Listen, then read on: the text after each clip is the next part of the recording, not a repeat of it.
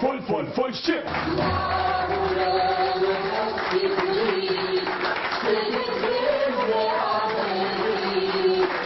Welcome to the Full Shqip Show. It's an honor to have you here with us. Thank you very much. Mirë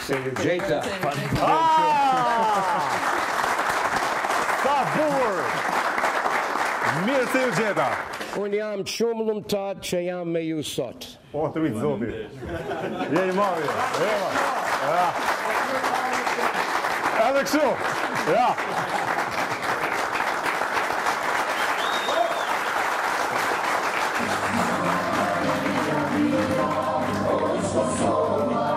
Atëherë, duhet të kërkoj ndjes sepse me anglishtën jam cop-cop. Falenderoj mikun tim, shokun tim, Luan Duraku, I cili ka qenë një shqiptar amerikan, po tash është bo shqiptar zviceran. Ka ardhur në Zvicër, është organizatori kryesor edhe I takimit kryesor që ka ardhur sot në Zvicër. Zonja DioGuardi të kërkoj ndjes se uroj të ndihesh mirë si në shtëpinë tënde këtu në Full Shqip Show. Na duhet të merremi pak me Gjergj Kastriotin e kohës moderne pak, sepse duhet të dim më tepër shqiptarët se në të vërtet ky njeri është I madh, të dyjini të mëdhej, por flasim këtë momente për Joseph DioGuard, është shumë I madh për shqiptarët dhe për lirinë e shqiptarëve dhe ne e njohim, por ka dhe nga ata që nuk dinë rëndësinë e këtij njeriu të madh pra. Kështu që mos u mërzit derisa të bëjmë një intervistë me Joseph DioGuard. He says Skanderbeg. Skanderbeg thought 3 meter may shok shumë.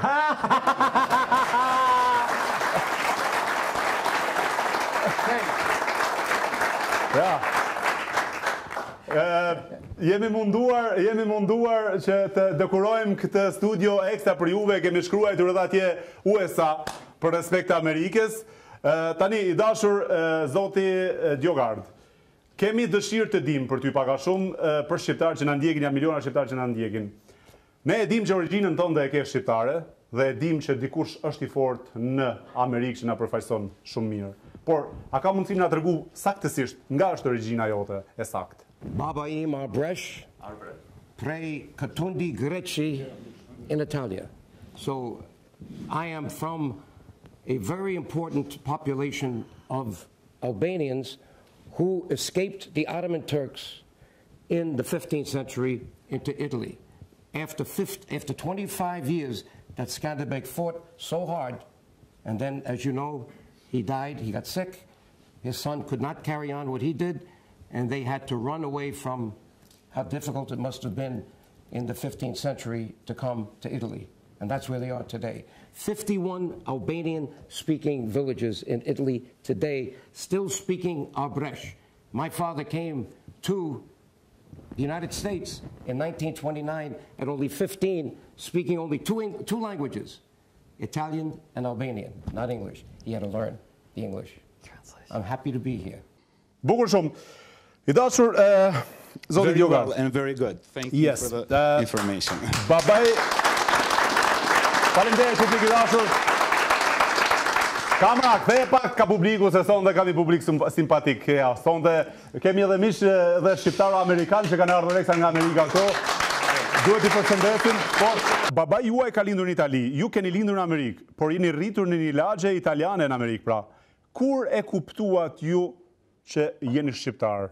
Something wonderful happened when I got elected to the Congress of the United States of America. It was very difficult because I was in one party and the district that they put me in was another party, and very few people thought I could ever be elected. And I showed them when you think big and work hard, you make good things happen. So, I think the important thing is that when I got to Congress, that was 1985. Seems like a long time ago, but many of you probably don't know I was just 79. So I have good Albanian and Italian genes.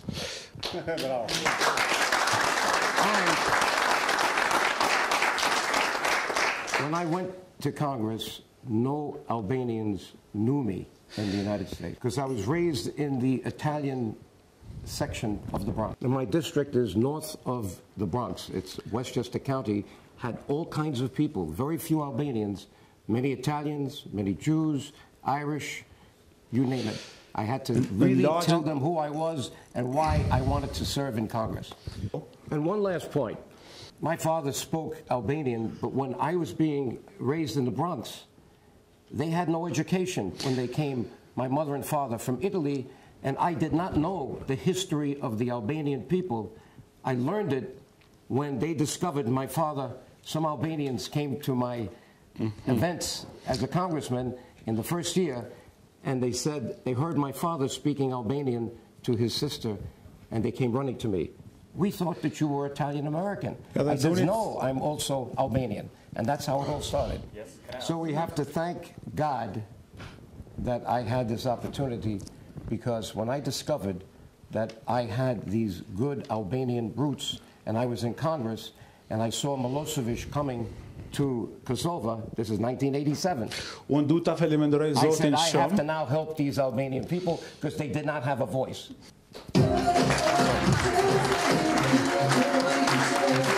How has the Albanian diaspora changed in the United States over the past few decades? Okay, it has gotten much stronger because in the United States, unlike in the Balkans, you have many opportunities. You have a real economy. People can work hard and get jobs. We have done a lot to educate Americans about who the Albanian people are. Not only did we do it in Capitol Hill, I went to visit Albania when it was like North Korea in 1990. Nobody could go in, nobody could go out, but they let me in. On that trip, I discovered a wonderful story about the Albanian people. During World War II, all Albanians, all Jews in Albania were saved from the Nazis' Holocaust. When I was in Congress, that the Jewish people, they were not bigger than the Albanian nation. Maybe, you know, in Jerusalem you had 3,000, in Albania you had 3,000, but around the world you had 15,000. But the Jews had a very strong voice. So we educated the Jewish people about this beautiful story. There were 34 Jewish congressmen and senators in Capitol Hill, and they said, this is such an amazing thing. How can we help you? And we got them to be all with our lobby for the Albanian people.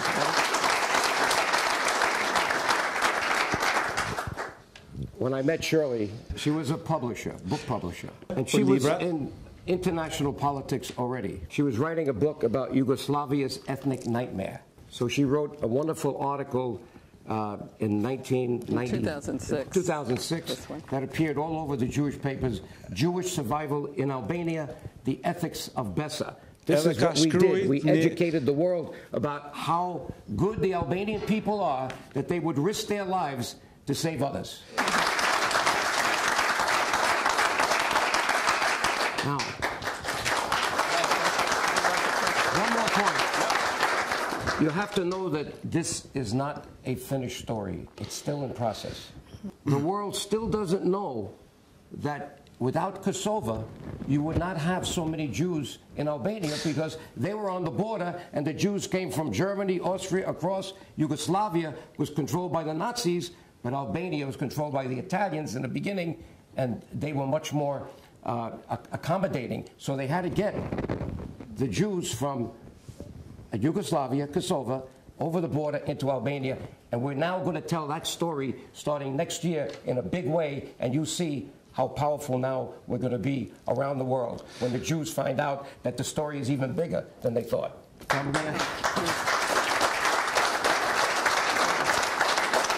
going to say in Albanian what I said when I went with Congressman Lantos to challenge Milosevic in Kosovo, the Hotel Grand.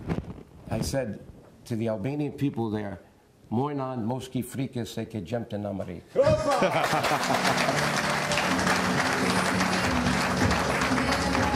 Në fakt në këtë këngë kemi prit. Mojnan mos ke frikë, i ke gjemë në Amerikë kur ke hyrë brenda në qofse. In reality, we have welcomed you with this song because that's what it is all about. Great.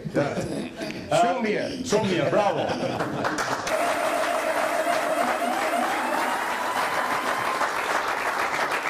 Atëherë, Gjoj, në fakt, sa po hyri në emision, më tha që ku është kamera, me cilën kamerë duhet me folë, me cilën duhet me pas drejtimin, sepse në Amerikë në emisionen ne na tregojnë se me cilën me qyrë. Tash të kish mi qenë në Amerikan, i dashur Gjoj, si shëlloti ka shumë për lirinë shqiptare. E para, si shim shliru vetë, e dyta se kish milon ka shumë zorin me prit, po Amerikanët ladies first e kanë gjithmonë, e na e lëm, na nisë me burra gjithmonë. Atër, ta prezentojmë pak Shirley DioGuardi, bashkëshortja e Joseph DioGuard, e angazhuar shumë në lidhjen shqiptaro-amerikane, është eksperte e çështjeve ballkanike, është edhe zëri përkrahës i grave shqiptare, mbrojtëse e vlerave të luftës për liri, bashkautore e kapitullit në librin Gratë dhe Gjenocidi. Atëherë, duhet të them një informacion, sepse më duket një ish lobilist, ose nuk e di, Amerikan, një informacion që të nga të regoj vetë zonja DioGuard, që deklarata asaj ka qenë shumë e fuqishme në një kohë, ku dikush tentoj që ushtrinë e shenjtë të Kosovës, UÇK-n, ta quante dhe ta bënte terroriste, pra, dhe zonja në fjalë është ngritur, me sa kam dëgjuar dhe do ta marrim konfirmimin tash, ka thënë që nëse UÇK-ja është terroriste, edhe unë bashkë me 500.000 shqiptarë të Amerikës jemi terroristë.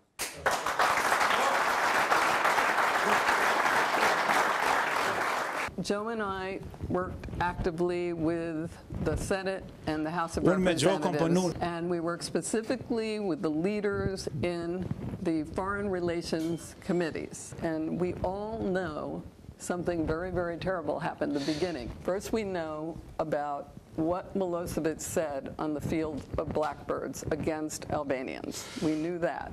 And then we know something else. Milosevic was able to invade Kosovo, starting in Drenica. Many people, many Albanians were murdered. We heard that there was going to be a hearing in the U.S. Congress about Bosnia, about the war in Bosnia. There's a hearing that's going to be about Bosnia.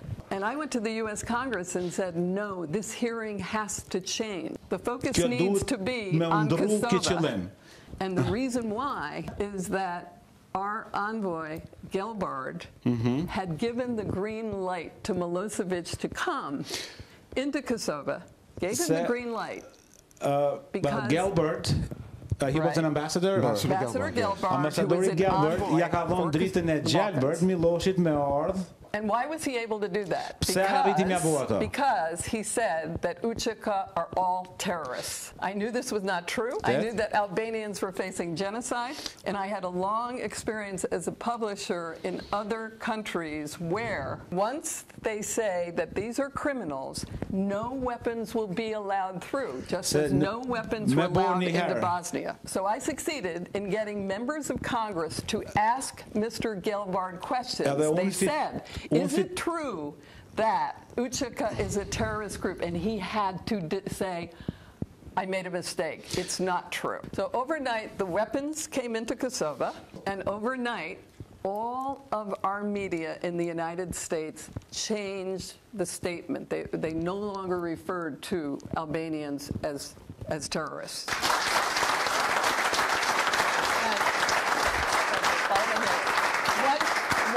Statement. In the break, Gelbard was very upset with me.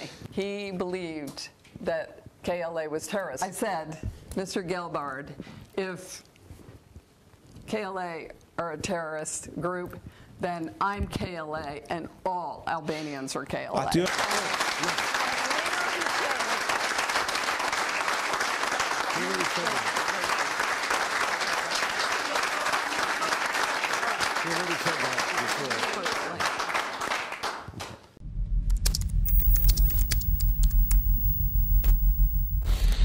Tani, një pyetje që më lind tash spontan. There is one question that I'm just thinking out of my mind. Unë di që një pjesë e shqiptarëve s'kemi shef me lexuar, në fakt kemi më shef me një gjuhë. I know that most of us sometimes, I think that was your part. Po fus veten një ndërta. I know that most of the time, not that we don't like to, not that we like to, but we don't really tap into the history or to the best of way of equipping ourselves in the way of educating ourselves.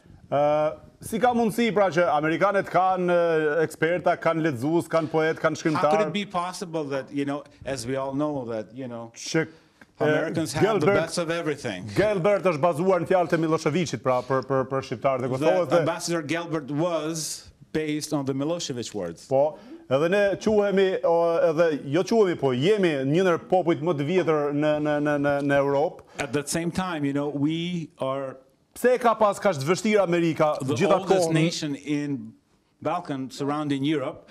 Why it was difficult for USA? Me besu edhe me kuptu që ne jemi popull I lashtë, I vjetër dhe meritojmë me jetu në liri edhe që kërkojmë ndihmën e tyre. Pse ka pas kaq? We are one of the oldest nations and then we are Albanians. Why was it difficult, you know, to see that? There is a reason why. Think about it. For 50 years or almost 50 years, Albanians in Albania under Enver Hoxha were denied any access to the world. For 45 years, you have Albanians in Kosovo, in Macedonia, in Montenegro, in Chamria, in Preševa, all under Slav-dominated regimes.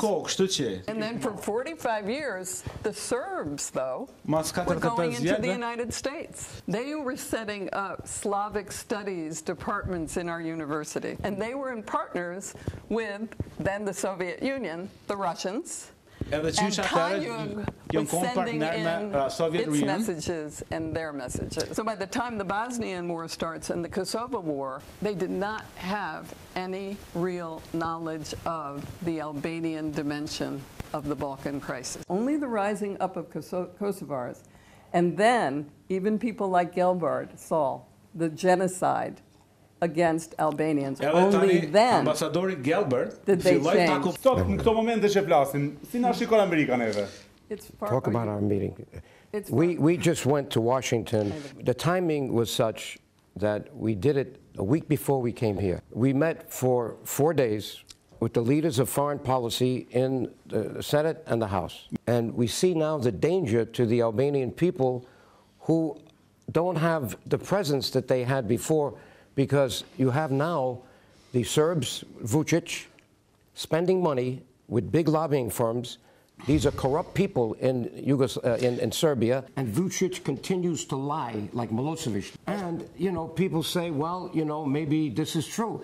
And we are not there in Washington as much as we used to be. It takes a lot of money to go to Washington. And we are not paid. We are volunteers. We don't get paid for what we do. So we have to travel around the world to make members for our league. This is how we support ourselves. And a lot of their staff, it's not just the congressman, it's the staff have to understand who the Albanian people are and why the Balkans should not be dominated by Turkey and Russia and Vučić. And that's the message we brought last week, and we see we have to do more and more and more because people get fooled. Now, one more point. Sunday we have a big event, and I thank Luan here for organizing it with the committee he has up here. Already we've been going around talking to people. Swiss Albanians civically. Right. But this is a problem.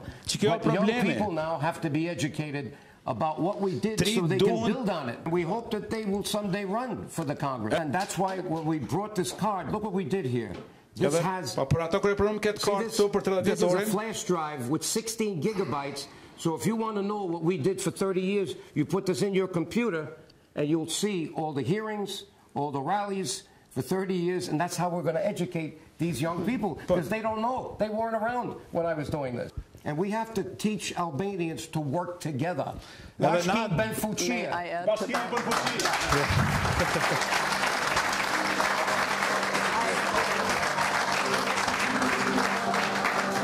I want to add and together we are a lot more. I want to add that we can't forget the following. When the Kosovo War happened, all the world rose up, not the Serbs, of course, or the Russians, but all of the West,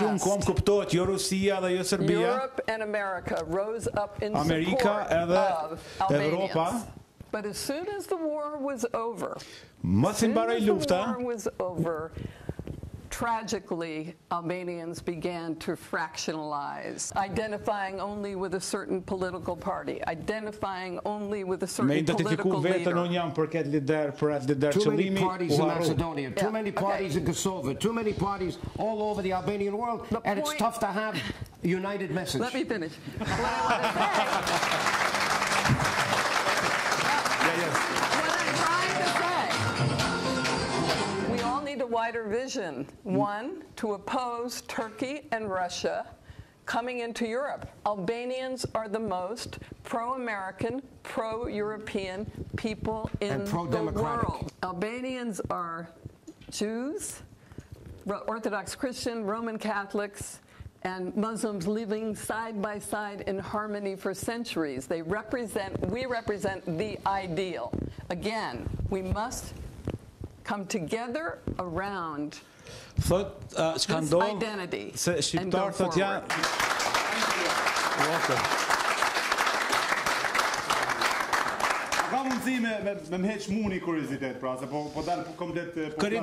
Could it be one thought of, you know, to put me in the right direction? Why?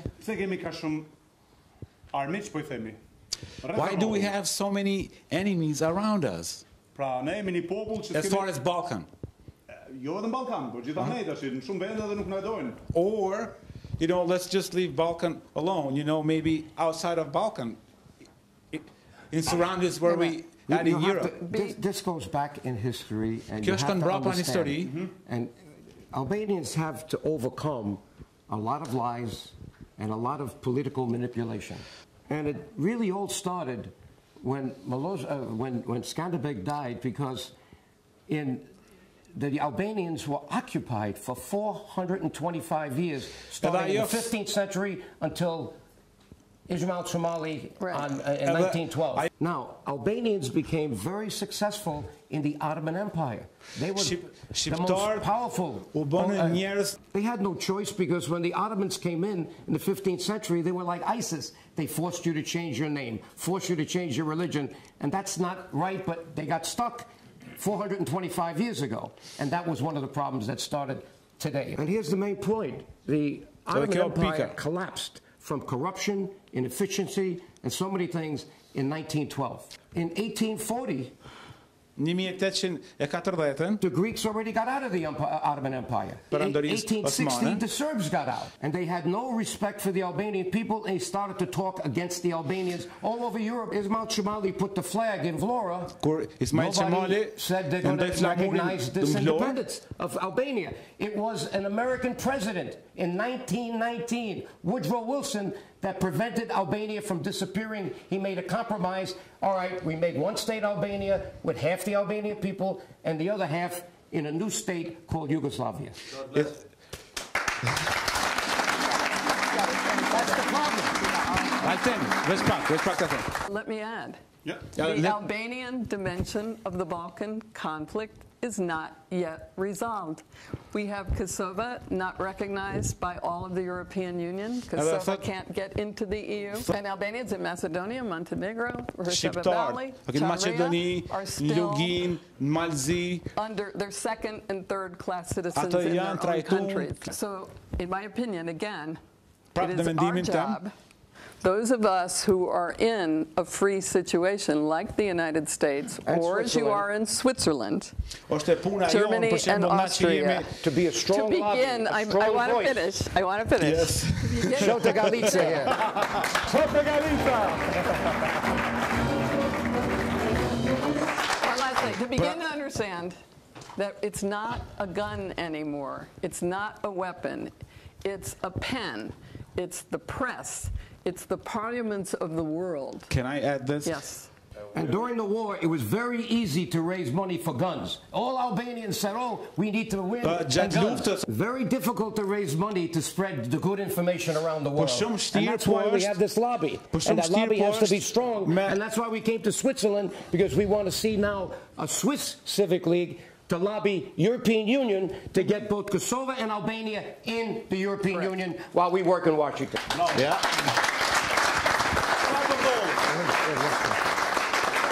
I dashur DioGuardi, çfarë do ndodh me ardhmërinë e shqiptarëve? sipas mendimit tuaj. Give us your vision. What's going to happen with the Albanian legacy? Well, the good news is that Lajmi mirë është no group has ever been able to assimilate the Albanian people.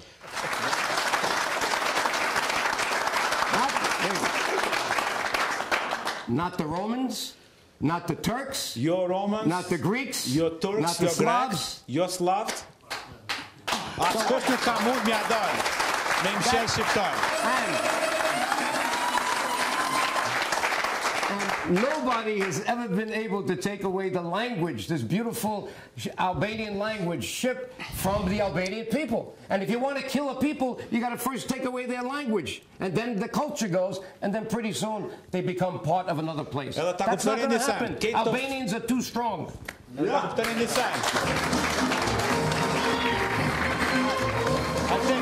I think Na jena të bashkuar, shumë rregull, jena mikzuar, inshallah bashkohemi prapë më shumë, inshallah jetojmë të lirë, të mirë dhe jemi më të mirë në Evropë. A beson që Amerikën do ta kemi mik gjithmonë, inshallah s'na kthe shpinën se na merr drejshim rapan. Do you believe that we're going to have United States as our ally, or else the devil will swallow us?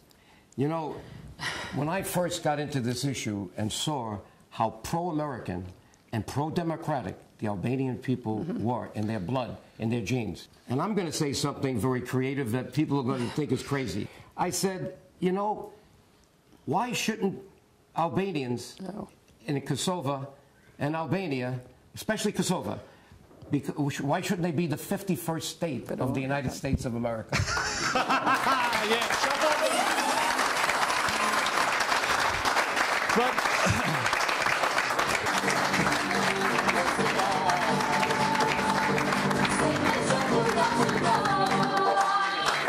Tani të kalojmë pak tek politika shqiptare. A janë falëndërues politikanë shqiptarë ndaj punës tënde? I mean, the Albanian leaders throughout. Politikan Albanian. Yeah, that's what I'm saying. Yes. Albanian political leaders throughout the Balkans. We don't I think think so. what we should say right now. Na nuk mendojmë ashtu. Because they like power and they like money. Ato e And they dojnë don't like to see anybody get in between that. Gjoj dhe Shirley, mos flasim edhe shumë për politikën, sepse politika shqiptare gjithmonë na ka lodhur dhe vazhdon me na lodhë. E tash për ta sjell disponimin ton, unë kam sjellur grupin e rapsodive këtu, të mirë njohur shqiptar, shumë të mirë që këndojnë më së miri, me ta shiu pak edhe ty pak pjesën malsore, veriore, tradicionale, rapsodike shqiptare. Hajde ju knof zemra, ju na dispononi pak herë. And to pay respect to your greetings. Yes. This will be good.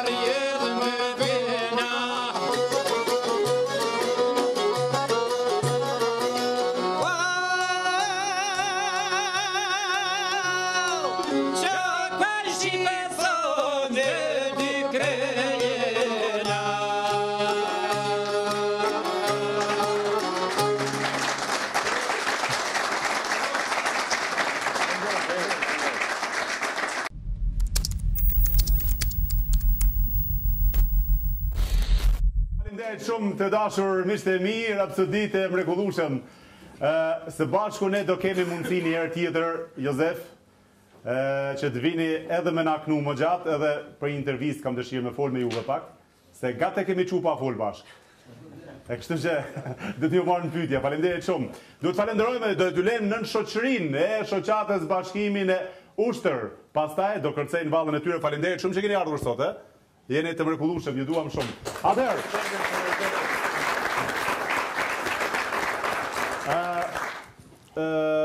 Joseph DioGuardi dhe Shirley DioGuardi. Faleminderit shumë që keni qenë të pranishëm në Shqip Show. Unë kam një kënaqësi të madhe sot edhe të veçantë. Jo vetëm unë, por shumë shikues po na ndjekin nga ekranit Shqip Show.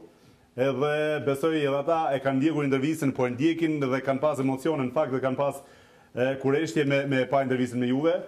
Në emër tim personal dhe në emër të Shqip Show, në emër të shikuesve të televizionit Niseni dhe të Shqip Show gjitha ne, në emër të 99% shqiptarëve kam një dhuratë për zonjën DioGuardi dhe një dhuratë për të dy bashkë. Me qenë që jemi në Zvicër, kemi cilë sa çokolata Zvicrë zonjës. Because we are here in Switzerland, we brought you some chocolate for Shirley, Swiss chocolate. Edhe lule.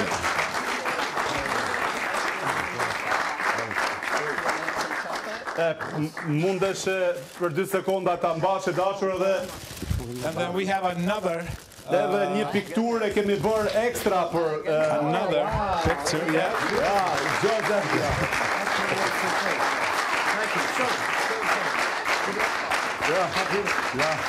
Shumë bukur. Very, very good. E cila është punuar nga piktoria e mirënjohur Marigona Tomaj, në fakt nga ka bërë edhe e kemi dhuratë ne për Joseph DioGuardi bashkë me shoqën e tij. Kështu që falenderojmë shumë që ishe në folë Shqip Show i dashur. So we truly thank you for being here. Shpresoj që këtë ka me zonë aeroplani me marrë me vete në Amerikë. Hopefully, we can somehow get this to US, the airplane. We will. I have the right pin for the airplane. He said that I have the right. I thought you were kom për këtë punë, jam mbaru këtë farçarsin që e kom pinna që i thojmi, për kësi punë është e super. Edhe dua që t'i përcjellni falat tona gjithë shqiptarëve amerikanëve në Amerikë, gjithë shqiptarëve atje, t'ju çonit fala nga ne, përmes teje tash ju çojmë fala, sepse ti je Skënderbeu i kohës moderne bashkë me Shota Galicën e kohës moderne.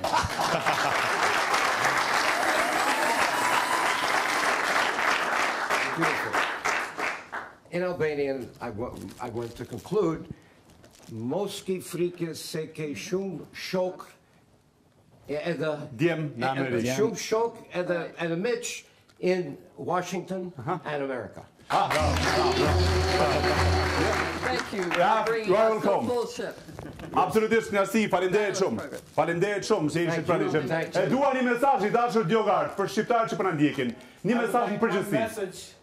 For all the Albanians everywhere. Gjermanisht full, ha? Yeah. He said, I think I just spoke in German. I think we said it before. Don't lose your love and your enthusiasm for your Albanian roots. Ronja Shqiptar. Ronja Shqiptar, bravo.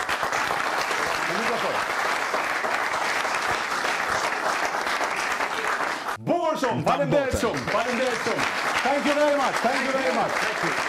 A great artist. Ju në shoqërinë e shoqatës së mrekullueshme Bashkimit të Ushtërit. Të vallëzojnë këta dhe deri javën tjetër nga Zoti Joseph DioGuardi, zonja DioGuardi, Mara Shepulaj, Luan Duraku, ju përshëndesim, stafi mrekullueshëm, rapsoditë mrekullueshëm, publiku mrekullueshëm, deri javën tjetër. Ju uroj natën e mirë gjithëve.